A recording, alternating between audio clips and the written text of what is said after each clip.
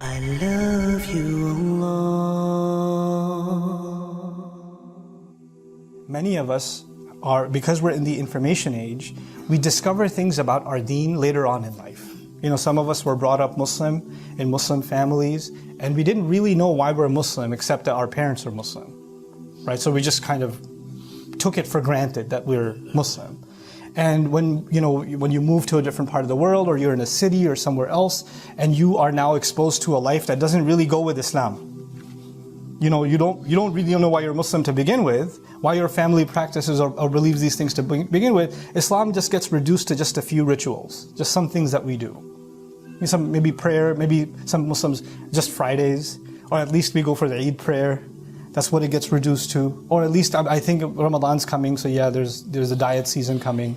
So Ramadan or Islam gets reduced and reduced and reduced. But for some people later on in their life, they discover Islam again. They rediscover their faith. They realize, whoa, this is serious. This is Allah talking to me. They rediscover Allah's book. They rediscover Allah's Messenger, sallallahu alaihi wasallam, and they become more serious about their religion. They change. They experience a transformation.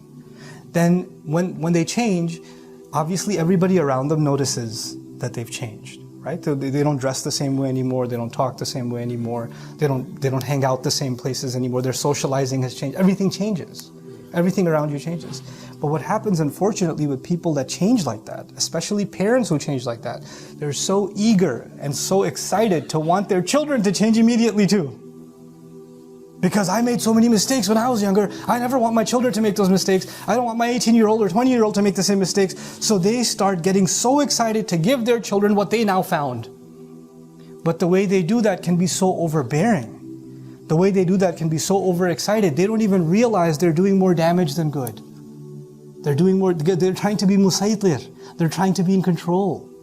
They're not doing it for bad intention, they're doing it out of love. But we have to remind ourselves, when you do that, when you try to enforce something, nag something, when you try to overdo something, instead of bringing somebody closer to Allah's deen, you're actually pushing them further away. So you find conversations between parents and kids where the mom says the same, she brings up deen in some way, she brings up prayer, she brings up hijab, she brings up whatever, and the son says or the daughter says, oh, I gotta go. I'll talk to you later, mom.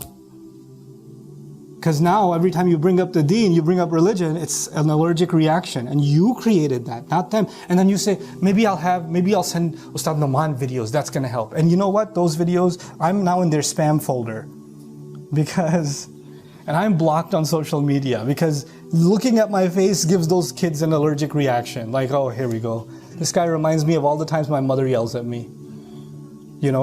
Or other people like me. Oh, you know what he said? You know what this one said? You know what? You should watch this video. You should do this. No. Stop. Easy. Take a step back.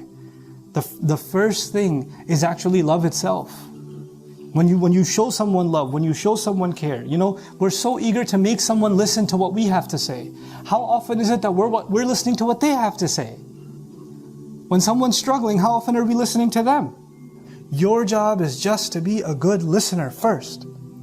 Let people say what they have to say. Let your family members air out what they feel. And you have to first, if you can't empathize, one of the qualities of the Prophet ﷺ, بِالْمُؤْمِنِينَ رَؤُوفٌ رَحِيمٌ. The Prophet ﷺ is ra'uf, which means extremely empathetic. Meaning he goes out of his way to try to understand what others are feeling. What others are feeling. So many times you find narrations of the Prophet ﷺ, people came to him and said, I need this, I need this, I need this. You don't find the Prophet ﷺ going directly to them and saying, you need to do this, you need to do this, you need to do this. They're coming to him and telling him their problem. This is the level of comfort that they have with Rasulullah sallallahu alaihi wasallam. And today, anybody who even looks religious or represents the religion, people don't want to come to them, they want to run away from them. Oh, if I just go anywhere close, the lecture is going to start. I don't want to do that. So this, internalizing that you and I are not in control. Our job is to give gentle reminder. And we cannot do so if we don't become good, empathetic listeners.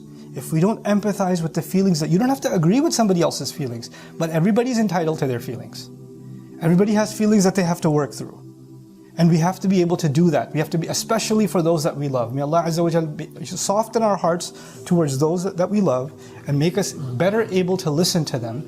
May Allah Azza wa Jal make us wise in the way that we give reminder. And may Allah Azza wa Jal make us humble that even when we give advice, that doesn't mean that we know everything. But we should actually always remain humble that we are students ourselves. We're learning ourselves. And so that He make us careful about the advice that we give, that it's actually based on sound knowledge. Barakallahu li wa lakum fil Qur'an al-Hakim.